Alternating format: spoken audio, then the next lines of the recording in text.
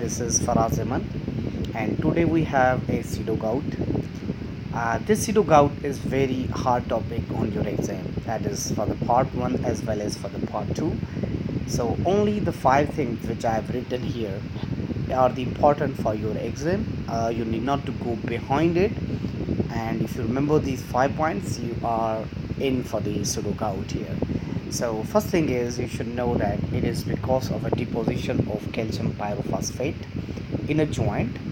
So that is the first thing that you should know. And the second thing is risk factors.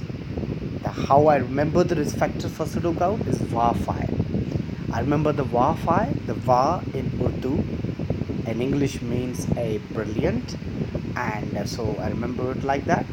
W stands for Wilson disease, the A stands for acromegaly, and other are the 5 H's. One is hyperparathyroidism, other is hypothyroidism, another H is hemochromatosis, another H is hypomagnesium, other is hypophosphate. This is how you should remember the risk factor of pseudo gout. Now the risk factor is very much important because an exam you need to consider the history, because often they give a symptoms of hyperparathyroidism or say hemochromatosis, and they give the joint pain and they give the certain features of joint, and they ask you what's going on. So you must know these important risk factors, and you should be able to pick this in the scenario.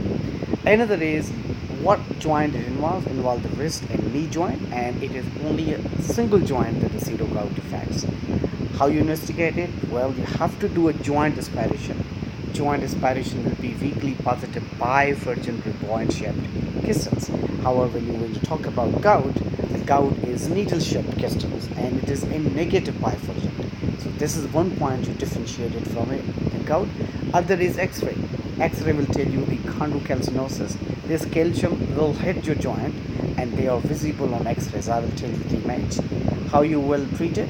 Well, you treat them by aspiration of the joint fluid to relieve the pain that patient is suffering, and even this aspiration will exclude the findings of septic arthritis for you as well. What are the drugs? The NSAIDs and the intra-articular steroids are the 2 drugs which you can use for this disease. This is an X-ray.